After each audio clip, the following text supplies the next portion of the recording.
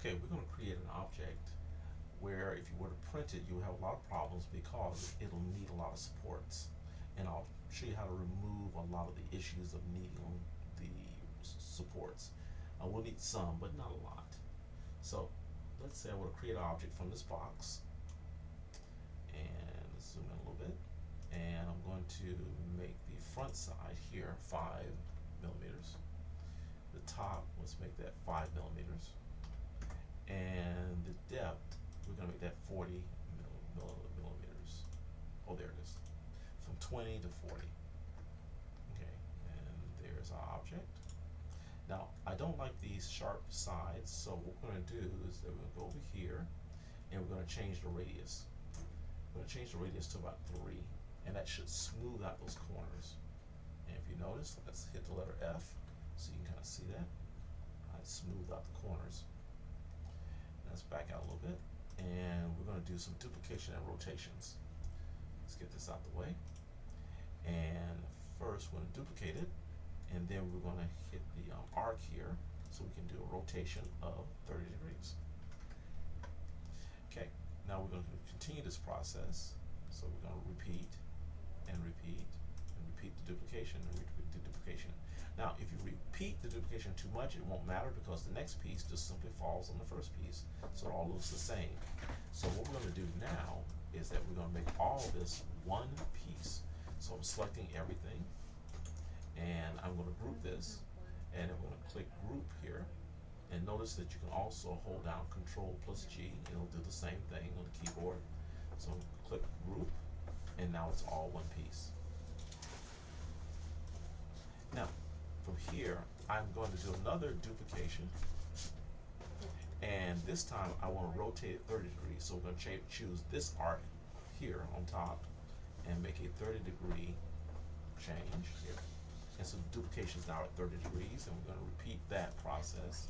And once again, if you over repeat, it doesn't matter because it falls on the original, so you don't really get a good change. So let's select the whole thing here, and we're going to group these. So hit group, and it becomes all one piece. Now let's see how the bottom part of this is underneath the plane? We want it on top of the plane. So what I'm going to do is select the object and hit the letter D, and that should put it on the plane. There we go. Looks good. All right, now let's export this guy and see what happens when we try to print it. So we're going to export it as an STL file, and there it is. And we're going to save it, and the file is down here. And we're going to put this file into, let's see, let's put this on the right side. Okay, we're going to put this file into our slicer, and we'll pick it up here, and yep, I can drop it into my slicer. And let's see what it looks like in the slicer. It's still loading. The slicer I'm using is a Cura slicer, and there's the object. And you see all that red? That red represents where there's going to be a support, and there's a lot of red, so it means there's going to be a lot of supports needed. So those are going to be extra strings. So let's do a preview. You can kind of see the supports. Hopefully you'll be able to see the supports when I do the preview. Oh, okay. I need to slice it. So let's slice it.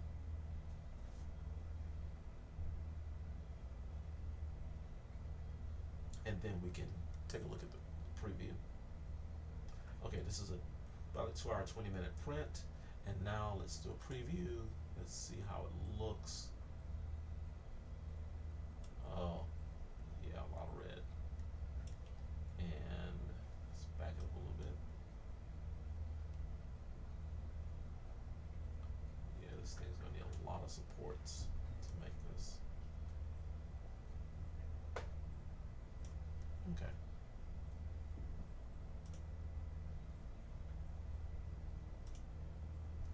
Okay, so Again, a lot of red means a lot of supports. So what I'm going to do is I'm going to go back to Tinkercad, and I'm going to cut this in half and lay both halves down so I can print both halves, and the bottom is going to be flat.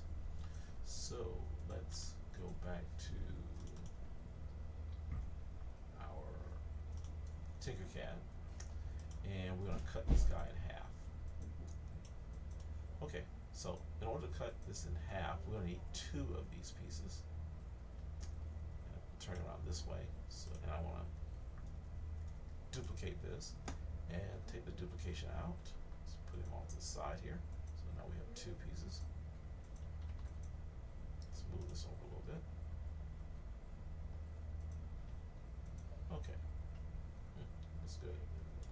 Okay, let's turn this around. And what I want to do now is I want to get a box here that's a hole, and I want to use this to cover him up. Let's see how big he is. He's about 40 on both sides. So let's make our box a little bigger than 40. Let's make it about 50. So make sure I can cover him up. Okay, and the height is going to be 40. So let's make his height about 45. Ooh, can't see it. So we're going to make his height 45. Okay, let's focus on that. There we go. And let's see how wide he is. Okay, this one is 40 wide, so I want him to be 20. Ah, very good. That's half. Okay, looks good. Looks good. So let's duplicate this so we can have two of those. Let's pull it out and put it next to this. And let's change this perspective a little bit. Okay, there we go. So we're going to put these two together, and I want this to be on top, so let's do an alignment.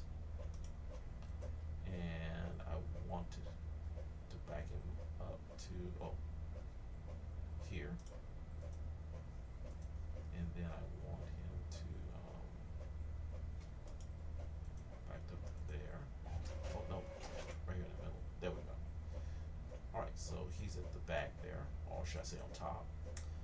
Let's do the same thing to these two. Let's do alignment, and I want this to be aligned. Let's see here, and then let's align him down there.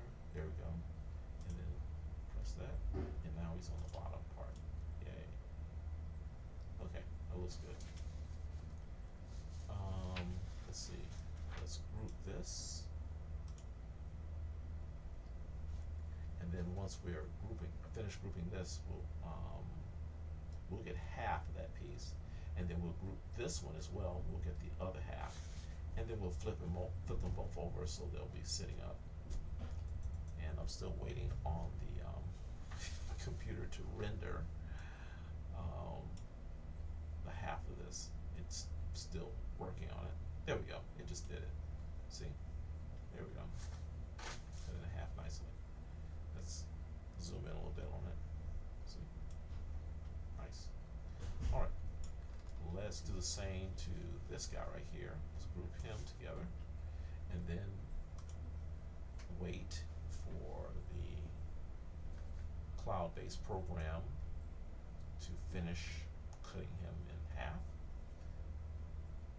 I wish I could work on this piece while this one's still rendering, but I gotta wait. But soon we'll get this half as well.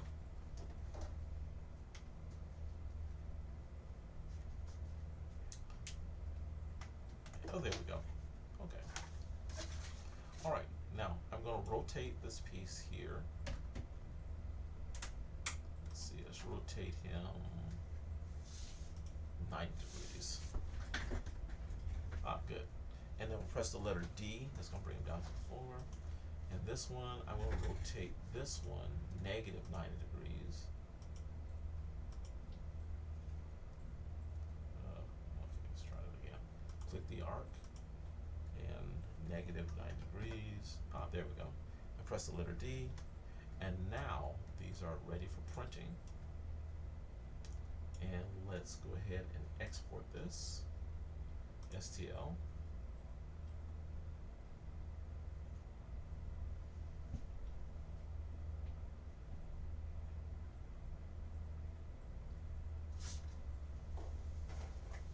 And it's rendering the STL right now. And then we're going to put those into the slicer program, in particular our Cura program. We're going to see if we reduce the need to have so many supports.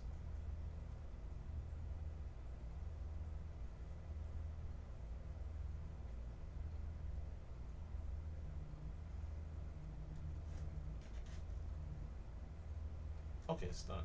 Okay, so let's save it. And I'm going to put this into the let's see here. Where is my slicer program? Now, it's going to take me a minute to bring my slicer program up, but just know that now you can print these two pieces separately and then glue them together once you're done.